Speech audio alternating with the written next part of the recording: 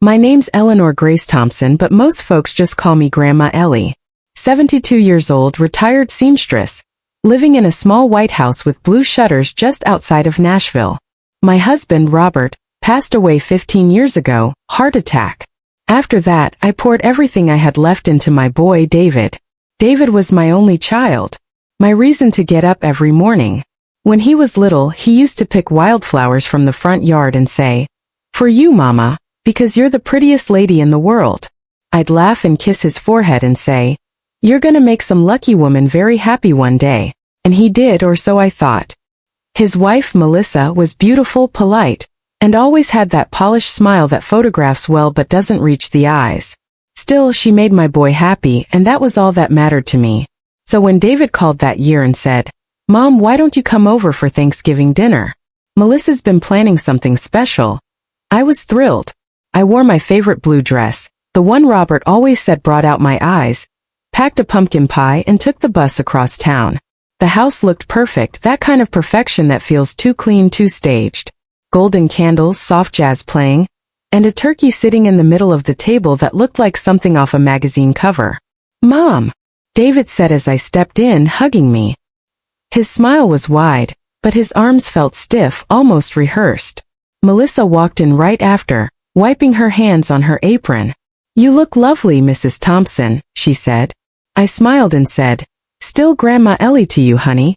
Dinner was pleasant, at least on the surface. Melissa talked about her new yoga studio, David about work, and I laughed, though my heart felt oddly heavy. Every time I tried to ask about their lives, if they were doing okay financially, if everything was fine between them, Melissa changed the subject. Then came dessert. I remember the lights flickered softly, candles glowing, the snow falling outside like white feathers. David looked at me, cleared his throat and said, "Mom, there's something we want to talk to you about." His voice calm, practiced. Melissa reached out, resting her manicured hand over mine. "You've been working so hard, Mom. You live alone in that big old house. We think you need a little rest, somewhere quiet, peaceful. A place called Hemlock Hills. It's a retreat, really." I frowned. "Hemlock Hills? That's up near the mountains, isn't it?" David nodded. "Yeah. It's peaceful, Mom. Fresh air, calm nights, people to take care of you. You'll love it." Something about the way he said take care of you made my stomach twist. I forced a smile. "Oh, sweetheart, I don't need to be taken care of. I'm fine. I've got my garden, my quilting club, church on Sundays."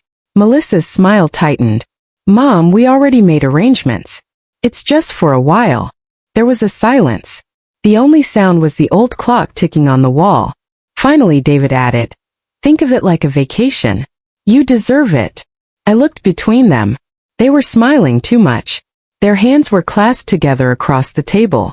And for a fleeting moment, I saw something in my son's eyes I hadn't seen before, something distant, cold. "Still," I said, "if it makes you happy, I'll go." Melissa clapped her hands. "Oh, that's wonderful. You'll love it there." I tried to eat my slice of pie, but it suddenly tasted like ashes. Later that night, I stayed a little longer, washing the dishes, humming an old gospel tune. I glanced into the living room and saw David whispering to Melissa. When they noticed me, they stopped talking. I smiled politely, but my heart knew something wasn't right. Before I left, David hugged me again. "It'll be good for you, Mom. Trust me," he said. I looked up at him, my little boy who used to hold my hand on the way to school, and said, "I've trusted you all your life, son." He didn't answer. When I got home, the night was so still you could hear the snow landing on the roof. I walked through every room, my bedroom, the kitchen, the sewing room, touching the walls like I was memorizing them. My eyes stopped at Robert's photograph on the mantel. "You'd know what to say, wouldn't you?" I whispered. "You'd tell me if I was overthinking." But the house didn't answer. The next morning, I called my brother Samuel, who still lived up in Hemlock Hills. He was a gruff old man, ex-sheriff, widower, tough as nails, but with a heart of gold underneath all that bark. When he heard my voice, he said, "Ellie, Lord above, it's been years. You finally coming up here." I smiled faintly. "Seems like it. David and Melissa think I need rest." He laughed. "You? Rest? You've never rested a day in your life." I tried to laugh too, but it came out weak. Guess I'll be seeing you soon, Sam, he said. You'll always have a room here, Ellie. You know that. 2 mornings later, I stood at the Nashville bus station, bundled up in my wool coat and gloves. My suitcase sat beside me, small, worn, the same one I'd taken on my honeymoon 50 years ago. The station was crowded with travelers heading home for the holidays. Families laughing, kids holding hot cocoa, young couples taking selfies by the big Christmas tree near the entrance. It all looked so normal. But I didn't feel normal. I felt hollow, like I was walking through a dream I didn't quite understand. The driver called. Bus 94 to Hemlock Hills, now boarding. I climbed aboard, found a seat by the window, and watched the city fade away as the bus pulled out. The ride was long, 5 hours through winding country roads, forests and fields dusted with snow. I watched the landscape shift from city lights to quiet valleys, from noise to silence. Somewhere along the way, the sun dipped behind the trees, and the sky turned a deep purple. The radio played soft Christmas music. Have yourself a merry little Christmas. I smiled faintly. I'll try, I whispered to myself. Halfway there, the driver stopped for a short break at a roadside diner.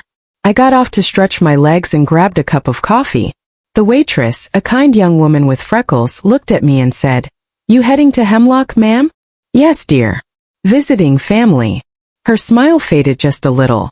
Hemlock Hills is quiet these days. Real quiet. You be careful up there. Roads get icy. Her tone stuck with me. The way she said you be careful wasn't just about the roads. When the bus finally reached the mountain town, night had fallen. The air was sharp, the sky full of stars, and pine trees lined the road like tall, silent sentinels. There was my brother Samuel waiting in his old pickup truck by the station. His hair was gray now, his face rougher, but his eyes, those same blue eyes we'd both inherited from our mother, still had warmth in them. He grinned wide. Ellie Grace Thompson in the flesh. Well, I'll be damned. Get over here. I laughed, and for a moment it felt like old times. He wrapped me in a big bear hug that smelled like tobacco and pine. Come on, get in. You must be freezing, he said, tossing my bag in the back. The drive up to his cabin took another 20 minutes. The headlights cut through the trees, and all I could hear was the crunch of snow under the tires. Town's gotten smaller, I said softly. Yeah, he nodded. Mill closed 3 years ago. Most folks left. But it's peaceful now. Just me, the woods, and my dog Baxter. When we arrived, the cabin looked cozy, warm lights glowing through frosted windows, smoke curling from the chimney. I could smell stew and cornbread as soon as we stepped inside. You still cook like Mom, I teased. He chuckled. Don't insult me. I cook better. We sat by the fire, bowls of stew in our hands. For the first time in days, I felt a little at peace. Samuel told me about the neighbors, the weather, the town gossip. Nothing important, just life. Then he looked at me and said, So what brings you up here, Ellie? Don't tell me it's just a visit. I hesitated. I wanted to tell him everything about David, about Melissa, about the uneasy feeling that clung to me like smoke, but I couldn't. I didn't want him to worry. So I smiled and said, They think I need a little rest. Maybe they're right. He frowned. Rest from what? I looked into the fire. Maybe from getting old. He laughed softly and patted my hand. Well, you picked a good place for it. Hemlock's quiet. Nobody bothers you out here. He didn't know how wrong that would turn out to be. That night, after Samuel went to bed, I sat by the window in the guest room. The forest outside was so still it felt alive. The snow sparkled under the moonlight, and somewhere far off, an owl hooted.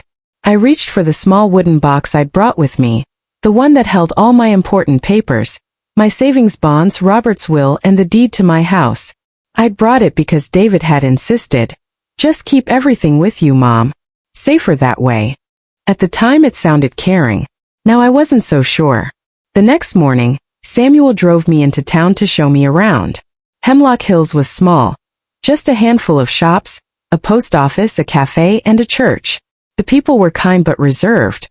They all seemed to know Samuel. As we walked through the general store, an old woman behind the counter smiled. Well, if it ain't Sam's sister. You're the one from Nashville, right? We don't get many visitors this time of year. Guess I'm overdue for a change of scenery, I said. She nodded slowly.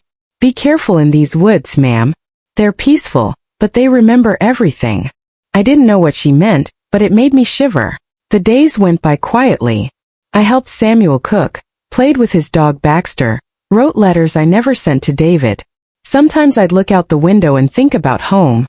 My garden, my little church choir, the life I'd built. Every night, though, I'd feel that same unease, like I was waiting for something to happen. One night, Samuel was sitting on the porch, sharpening his old hunting knife. He said, "Ellie, I saw some footprints around the cabin this morning. Didn't look like deer. Could be some local kids, maybe." I frowned. "Kids? Out here? Yeah, maybe. But I'll keep my rifle loaded just in case." I laughed nervously. "You always were paranoid, Sam." He smiled. "And I'm still alive because of it." A week later, I got a letter in the mail from David. The handwriting was neat, the words polite. "Mom, hope you're settling in nicely. Don't worry about anything back home. I've taken care of your accounts and paperwork. Just focus on relaxing. Love, David." Taking care of my accounts. I read that line over and over again. When I called him that night, he didn't answer. Melissa texted instead.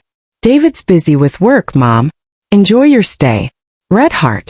I didn't reply. I just sat there, staring at the phone until Samuel came in and said, "You all right, sis?" I smiled faintly. "Yeah, just missing home." But deep inside, something was shifting. Quiet fear. A whisper that said, "Ellie, something's not right." And as the snow thickened outside and the nights grew colder, I could feel in my bones that the peace I'd been promised was about to break. I'd been in Hemlock Hills for almost 3 weeks. By then, the snow lay thick over the trees, the sky stayed gray most days, and the world felt like it was holding its breath.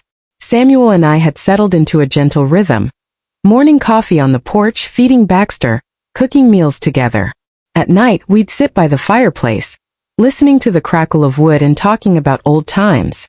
For the first time in years, I started sleeping through the night again, at least for a while. It began one evening in early December. Samuel had gone into town for supplies. I stayed home, sewing in the living room with Baxter curled up by my feet. The snow was falling heavy outside, and the wind had that long, mournful sound that comes through the trees like a whisper. Around 8 p.m. the lights flickered. Then I heard something, a faint crunch like boots in snow right outside the window. At first I thought it was a deer or maybe the wind knocking loose a branch. But then Baxter lifted his head, ears perked, growling low. I froze.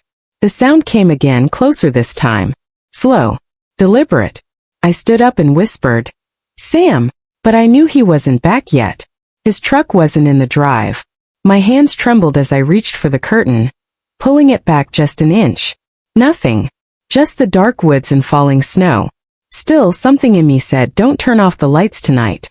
When Samuel came home half an hour later, I told him what I'd heard. He looked serious. Could have been someone passing through. Hunters, maybe. I shook my head. "No, Sam. It wasn't a hunter. They were standing right by the window."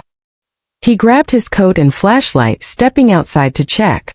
Baxter followed, growling low in his throat. 10 minutes later, Samuel came back inside, brushing snow off his boots. There were footprints. Big ones. Came up from the trees right to the window, then turned back. He didn't say it out loud, but his eyes told me everything. Someone had been watching the house. The next morning, he nailed an extra lock on the back door. "Just a precaution," he said. But after that night, neither of us slept quite the same. For days I tried to brush it off, telling myself it was nothing. Still, I found myself jumping at every creak in the floorboards, every gust of wind against the window. One night, I woke up to the sound of Baxter barking wildly. Samuel burst into my room, flashlight in hand. "Stay here," he ordered, running toward the back porch. I sat up, heart pounding. Through the open doorway, I could hear his boots crunching through the snow outside, his voice shouting, "Who's out there?" Then silence. A long, awful silence. Finally, he came back in, his face pale, his breath visible in the cold air. "Someone tried to open the shed," he said quietly. "Lock's busted." He didn't say what we were both thinking. Whoever it was, they weren't just wandering around. They were looking for something. Or someone. Over the next week, things got stranger. Twice we found footprints again. Once by the shed. Once right up to the back door. Another night the phone rang, just one short ring, and when Samuel picked up, no one answered. He called the local sheriff, a man named Tom McAllister, who'd been his deputy years ago. Tom came up the next day, checked around and said, "Could be drifters, could be nothing. I'll have a patrol car swing by every few days." He said it kindly, but his tone told me he didn't think it was much to worry about. Samuel, though, wasn't convinced. That evening, as we sat by the fire, he poured himself a glass of bourbon and said, "Ellie, this doesn't feel right. I don't like that these folks know where we are." I nodded, staring into the flames. "Do you think someone sent them?" He looked at me for a long moment before answering. "I don't know. But I do know this, we'll find out." A few nights later I couldn't sleep. I sat up in bed staring out the window. The moonlight hit the snow, making everything glow blue and white. And then in that silence I heard it again, the crunch of footsteps. I held my breath, watching the edge of the woods. A shadow moved between the trees. I whispered, "Samuel." But he was in the next room, sound asleep. The figure crept closer, slow, cautious, then stopped near the porch. I could see the faint shape of a man. Then bang! The porch light flicked on. Samuel had thrown open the door, shotgun in hand. "Hey, you there!" he yelled. The figure froze, then bolted back into the woods. Samuel fired a warning shot into the air. Baxter barked furiously. When he came back inside, he was shaking his head. That wasn't a kid. That was a grown man. He knew what he was doing. I sat there, hands trembling, whispering, "Why would anyone want to hurt us?" Samuel looked at me, his jaw tight. "That's the question, Ellie. Why you?" I didn't have an answer. But as I sat there that night, the pieces began to form in my mind. The way David had pushed me to leave home. The way Melissa had smiled too sweetly. The letter about my accounts. And for the first time, a thought crossed my mind that chilled me to the bone. What if this wasn't random? What if someone sent them here? For me. That night I didn't sleep at all. I sat by the window watching the forest and praying. "Lord," I whispered, "whatever this is, give me the strength to face it." The next morning Samuel found me still awake, coffee cup cold in my hands. He put a hand on my shoulder and said softly, "Ellie, I think we're being hunted." And though his voice was steady, I could see the fear in his eyes. The same fear I'd felt in my heart since the day I left Nashville. After that night, sleep never really returned to the cabin. Samuel would walk the property at dusk, flashlight in one hand, his old hound at his side.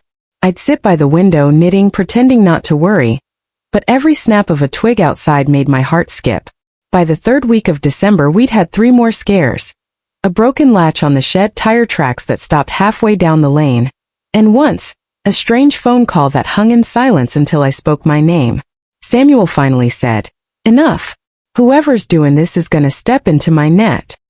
He spent 2 days setting things up, motion lights, an old camera, and a bit of rope and wire along the back path. I wanted him to stop.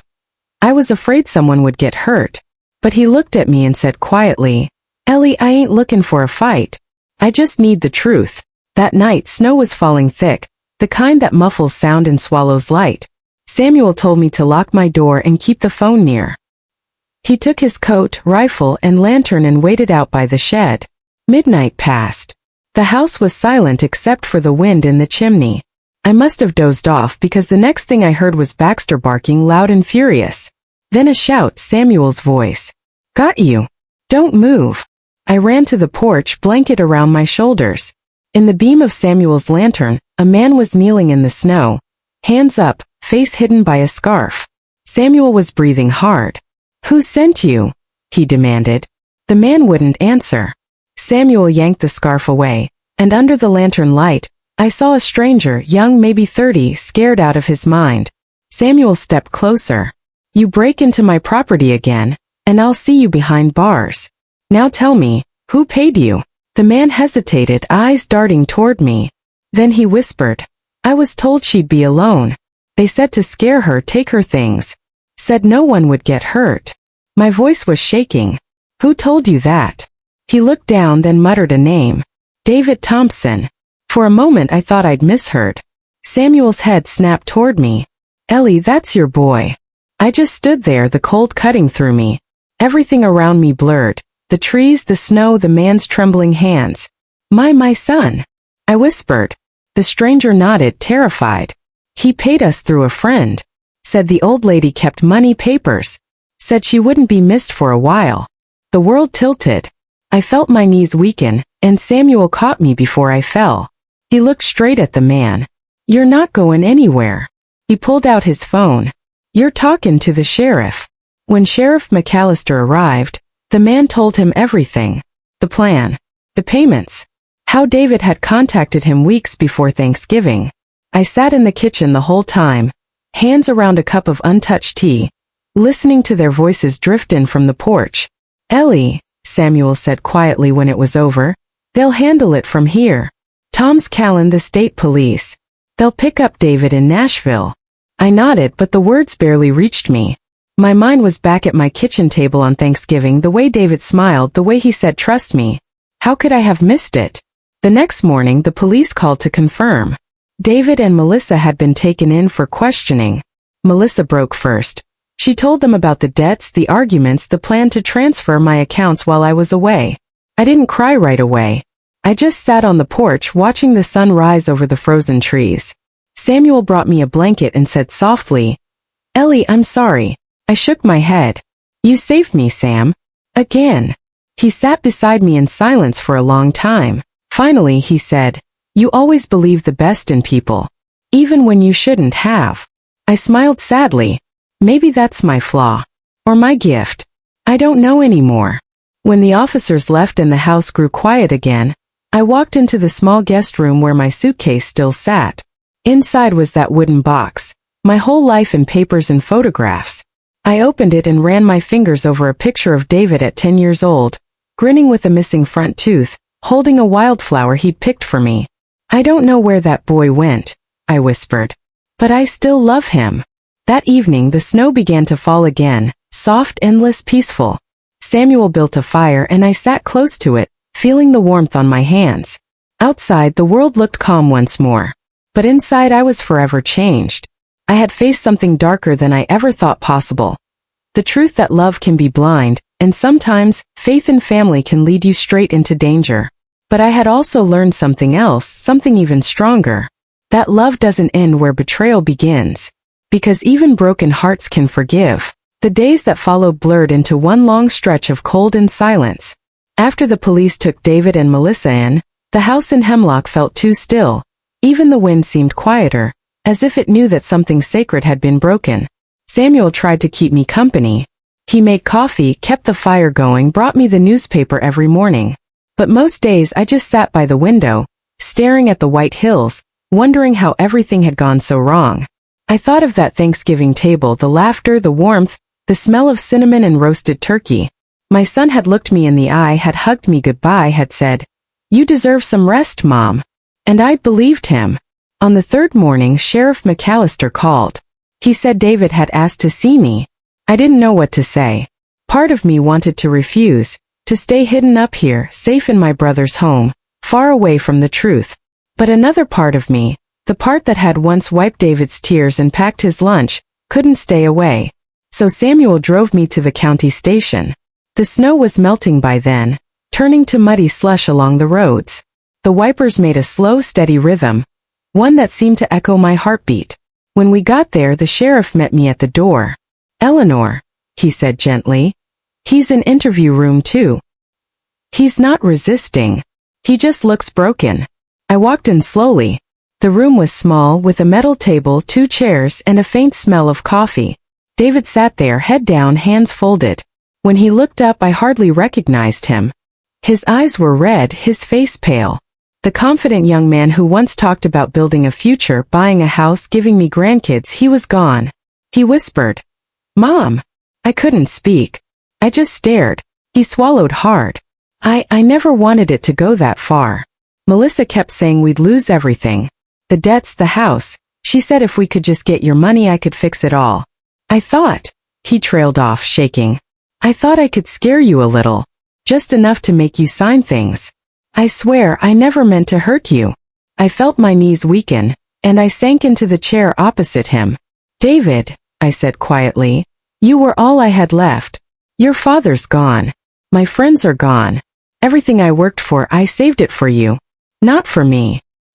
He covered his face with his hands. I know, Mom. I know. I'm so sorry. I wasn't thinking. I let her control everything. I'm the one to blame. There was a long silence. Only the hum of the fluorescent light above us. Then I said the one thing I didn't expect to hear from myself. I forgive you, David. He looked up, eyes wide. What? I forgive you, I repeated, voice trembling. Because if I don't, I'll never find peace. And I want to remember you as the boy who made me laugh. Not the man who lost his way. Tears spilled down his cheeks. He reached out as if to hold my hand, but the officer by the door shook his head slightly. No contact. So I just looked at him and whispered, You'll have to live with what you did, son. But I'll still be your mother. Then I stood and walked out before my heart could break all over again. Back at the cabin, Samuel was waiting by the porch. He didn't ask what had happened. He just looked at my face and knew. I sat down beside him, watching the sun dip low behind the trees. The light was soft golden, and for the first time in weeks, I took a deep breath that didn't hurt. Samuel handed me a cup of tea.